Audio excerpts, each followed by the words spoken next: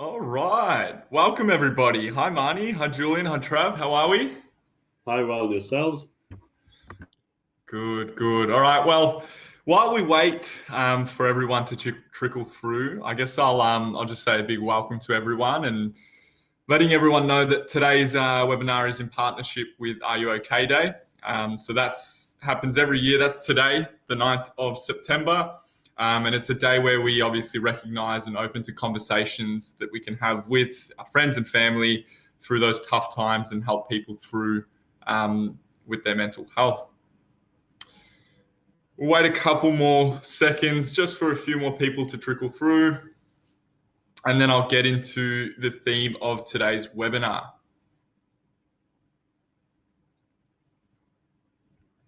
Fun fact as well, while today is Are You OK Day, it is also our superstar behind the scenes, Josh Apadu, Marketing Manager of Recovery Plus's birthday. So happy birthday to Joshua.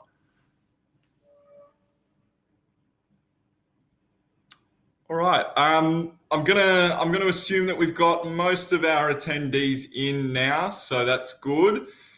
And we'll jump right into it. Cool. So today's webinar, we're going to be talking about managing and coping with mental health during uncertain times or these stressful times.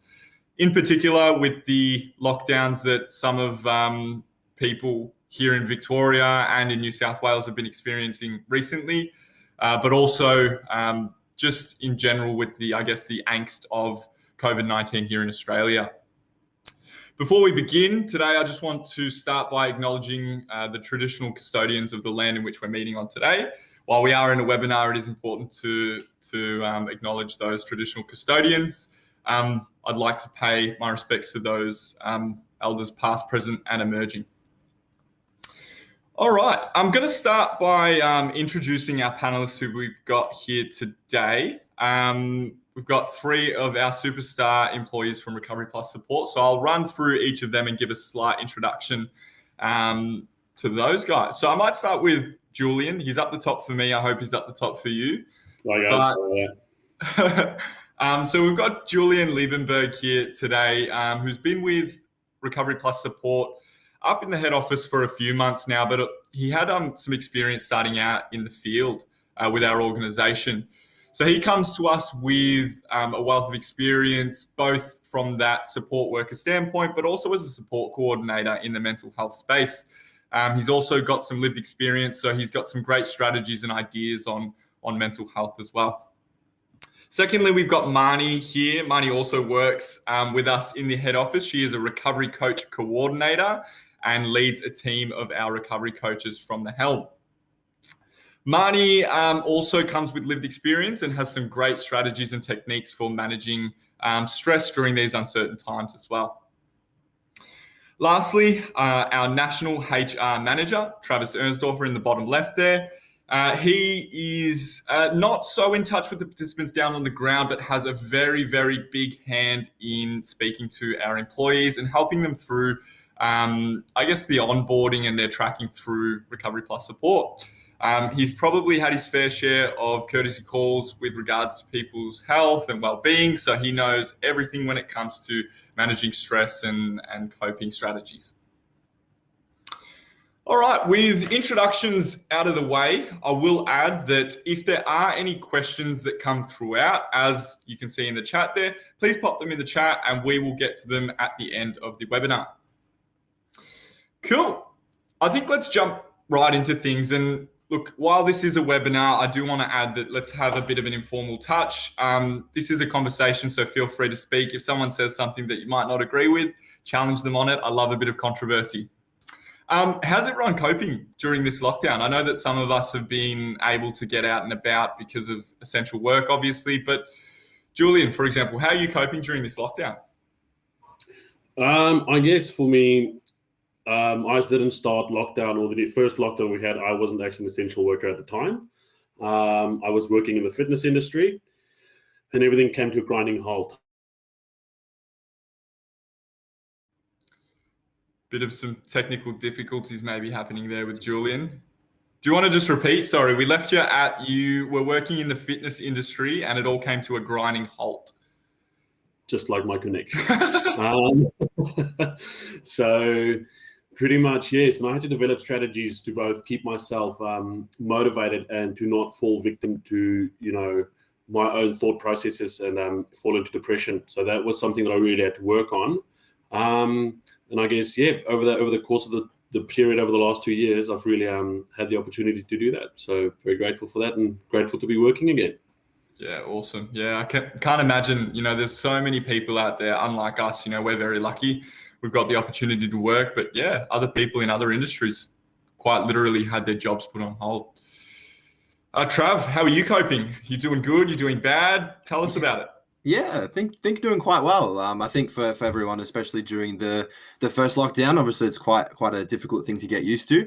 Obviously we've had many lockdowns since, so I think I've sort of, I guess, come to terms with the situation. As you've sort of alluded to, we're quite lucky to be able to work in the office, get to see these lovely people every single day. So no, coping quite well. Awesome. And Marnie, how's lockdown treating you? I'm sure everyone can agree, or most people, that I'm feeling a bit of lockdown fatigue. Like the others, I'm very grateful to be able to go to work and just have a change of environment, have a bit of socialization too with those in the office. I was thankfully allowed to still work during even the lockdowns last year as an essential worker, as a key worker. So yeah, I just kind of miss my friends and family. So I'm really looking forward to catching up with them again sometime soon. Yeah, nice. Yeah. I think that's a good thing to actually note, the whole working thing and being able to actually work at the office, some of us key workers, some of us essential. But I want to touch on that for a second because I know that a few of us here in the room had the opportunity and actually were put into isolation for work. I might jump to you, Travis. I know that for a long period of time you're actually working in isolation. Tell us a little bit about that. What was it like for your mental health and how did that, I guess, treat you over the lockdown period? Yeah, it was definitely something to get used to. Obviously, working from home has its own challenges, has its own benefits. Obviously, it was quite, I guess, easy to stay on task. It was good to have the systems in place. Obviously, 21st century, able to use things like Zoom, email, get everything across the line. So it's definitely the functionalities there. But really did miss that personable touch. I'm somebody that likes to, when it comes to, maybe clarifying a certain situation, being able to actually see someone in person and have that conversation. So yeah, it's definitely had its advantages, disadvantages, but much prefer working in the office. Yeah, awesome. I think a lot of people like that social interaction. It's very difficult for those that don't get it, and we definitely feel for those people that don't. But Julian, your role, you're very heavily client facing. You've obviously, as a support coordinator, got a lot of participants that you need to see. Some of them very dependent on that face-to-face interaction. How was it for you having to work in isolation amidst that and knowing that participants were not receiving that face-to-face contact as much as they might have liked? I think for me as a support coordinator, it is very much that, as you just said, but there are participants who are very much reliant on that face-to-face contact. And I mean, it's always front of mind. So it's been something that, myself, the other support coordinators, we and our line managers, it is something we consistently speak about, reaching out to participants. And then also to each other. We are used to, being in that environment of that team environment, that constant input from different angles. And I guess it has been a bit of an adaptation to, not be able to go see someone, but have to jump on Zoom. Instead of having them sign something in person, having to send it over a online form. So I guess that has been quite an adaptation. Yeah. And it's taken its toll at certain times. Yeah, for sure. I think, being adaptive is definitely something that a lot of us have had to come to terms with over the lockdowns. And I think that that's something that does play into our mental health a little bit, having to adapt constantly. But you bring up some good points. I might jump to Marnie here. What's something you've done over the last few weeks to sort of, I guess, with all the anxiety of lockdown and, not really knowing when it might end or when case numbers might go down, what's it like and how have you been able to manage and cope with that stress over these periods of time? Yeah, that's a really good question. So I see a psychologist regularly, and she helps me, providing advice on how to best, I guess, acknowledge my emotions and how to process them properly. We're all kind of feeling that bit of anxiety, stress, depression with lockdown, or, lots and lots of different feelings. So I've been doing that, and I also like to draw, and that helps me. Quite a lot because it's like a therapeutic release, and I'm able to channel that, I guess, negative energy that I'm feeling into something that's quite creative and productive, and that really helps. And yeah, getting out and exercising is also really good, and speaking to my friends and family about how I'm feeling is also really, really beneficial as well. For sure. Resonate with that last point, definitely. I think having the opportunity to speak to even just any informal support, whether it be friend or family or even just someone that you might work with, having that informal support to talk to is definitely something very, very helpful over these times managing stress. I'm going to ping the same question to you, Julian. What are you doing over this course of time to sort of manage your stress when things do peak in terms of anxiety levels? How are you overcoming that? What is it that you're doing to sort of manage? I guess I do, just like Marnie, see a psychologist on a regular basis. I'm one of the biggest advocates for everyone seeing a psychologist or a counselor of some sort. I guess then I also have a number of strategies that I implement, whether it is communicating how I feel honestly to my partner or my family and the people close to me, trying to not bottle up that frustration. Because that probably plays the biggest role. And then, yes, small everyday actions. I meditate, I practice breathing through a breathing app. So, yeah, small strategies to just help me realign my thought processes and how I feel at any given time. So, yeah. Perfect. I might ask a bit of an informal question here, and we'll put the sort of track in which we're heading on hold. I'm just curious to know, did anyone pick up something like meditation or something else since lockdowns have started that they weren't doing prior to lockdown? I know for a fact that I was, not very avid on like running, like going out for a jog, but since lockdown started, and maybe it's because we can't go outside, but I noticed that I've actually picked that up, and that's been a bit of a coping mechanism. Just a question to the three of you. Is there anything that you've picked up during lockdown that you might not have been doing before to help with your stress? Yeah, Marnie? Bike riding, because I couldn't go to the gym, I couldn't ride the bikes there. I bought a bike, and where I live is really hilly, and so I like to go down the hills quite fast and leave all the stress behind me in the wind. That's been helping. And then also a psychologist as well. I didn't really start seeing one until, I guess, lockdown happened, and given the 20 sessions that Medicare are allowing, I took advantage of that. And yeah. Yeah, awesome. That's an important one to note. I think getting a bit of an adrenaline rush can actually take your mind off of things, and I think that what better way than to go fast down a hill, eh? Julie and Travis, anything that you think you've picked up, or have you guys got a pretty routine life?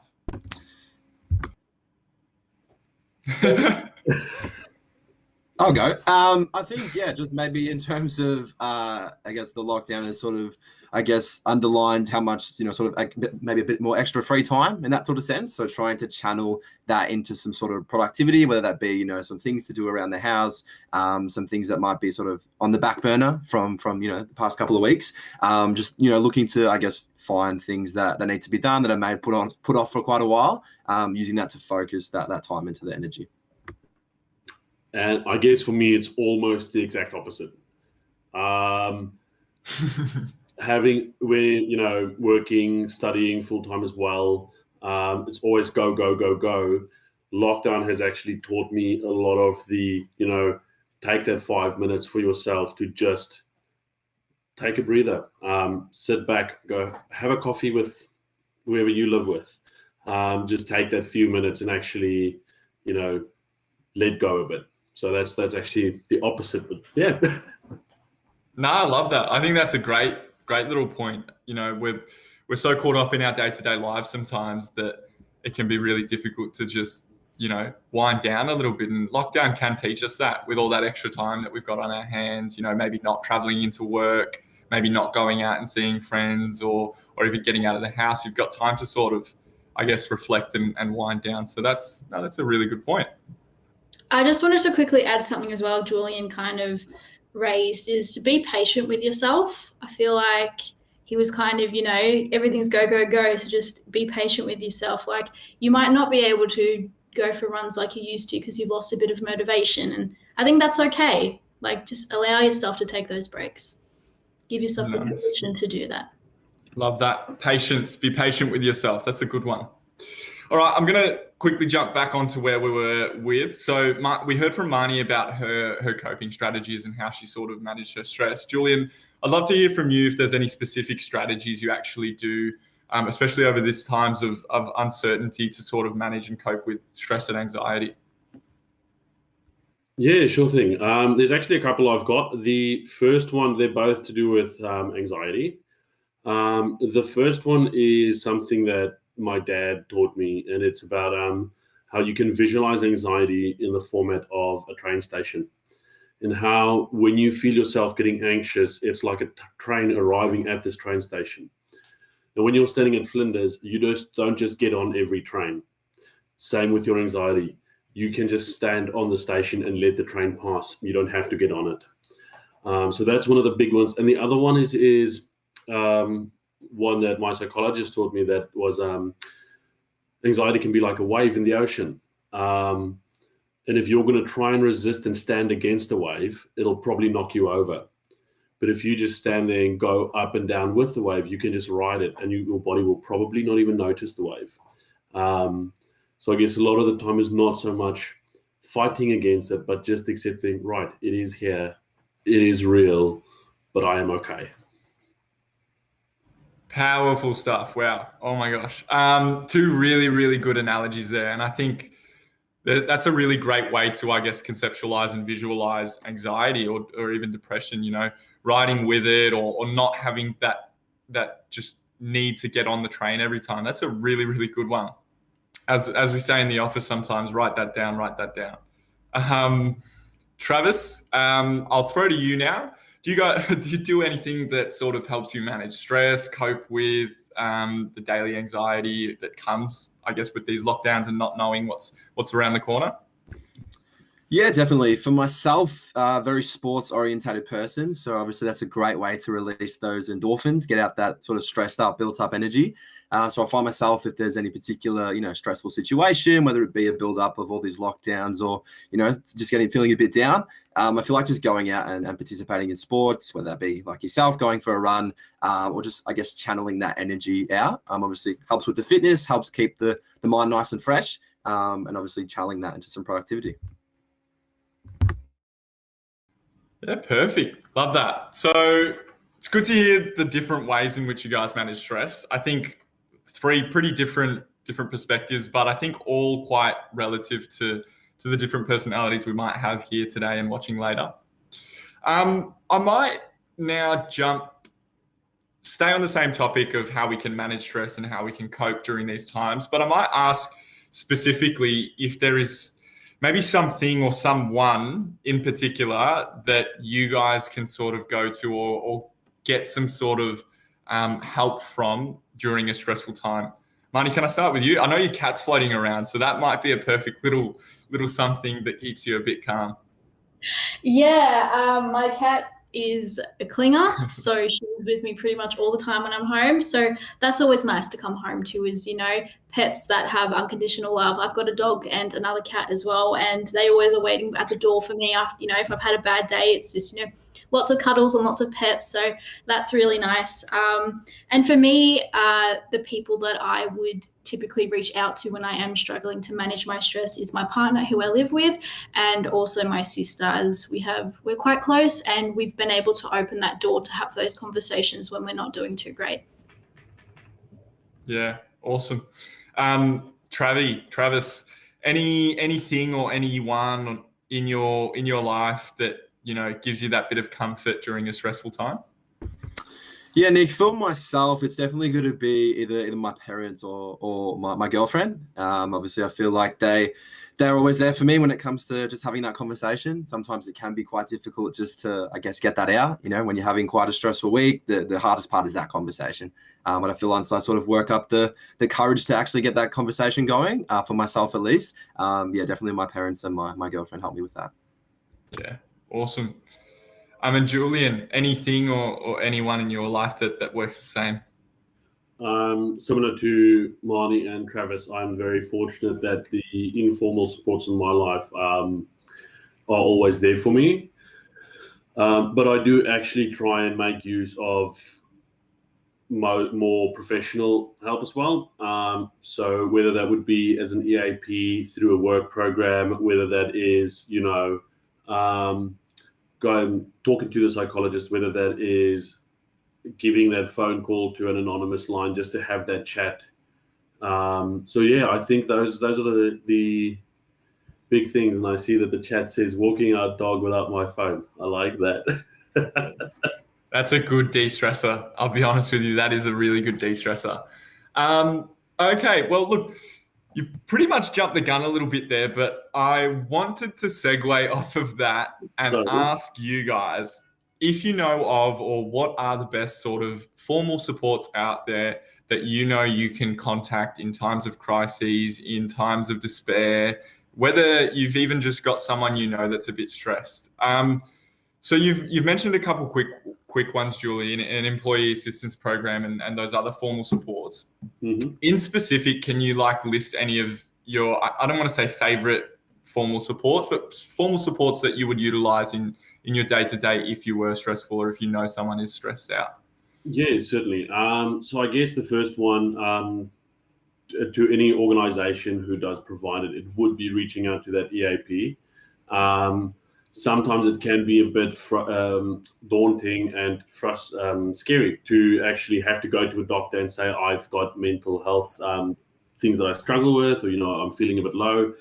The EAP won't cost the employee anything. It is something that's readily available and completely confidential. So I'm actually quite a big fan of that.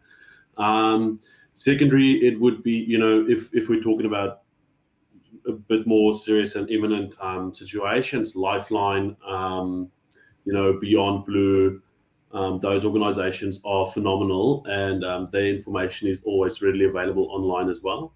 So yeah, I think that's those are some of the big ones. For sure. And on that note, I think our lovely admin Josh has popped in a few that he's got there, quite a few actually. So if you do or know someone that's in need, do reach out to those organizations listed there with the numbers readily available. Marnie, we spoke about the other day one that was a bit of an informal but formal support. I can't quite remember the name, but have you got some insight into that support? Yeah, unfortunately don't remember the name either. And excuse my cat, she has no boundaries. But if you're an NDIS participant, there is a provider that actually organizes for participants to play online games together.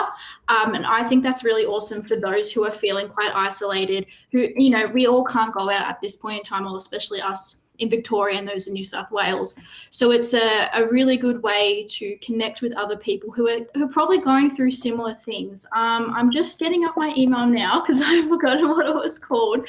But yeah, and it can be accessed with the participants' NDIS funds. So once I find it, I'll link it in the chat for people to look at. Perfect. While you try and find that, let's shoot to Trav. Any formal supports you can think of that we haven't already said that you might want to echo? I'm not going to actually bring up any new ones. I'm going to echo exactly what Julian said about EAP, because I think it's very, very important in terms of the assistance during this time. Obviously, we've implemented it here at Recovery Plus, and it's a great tool for that. Completely confidential. You can obviously reach out. No one has to know. They have many, many great resources and many great programs to assist, obviously, our staff. So I honestly can't preach it enough. So obviously, EAP, 100%, got to try. If I could just jump in and say something, that the EAP is very focused on the participant on the employee side of things. For the participants, reach out to your support coordinator, reach out to your support worker, your recovery coach. We are there.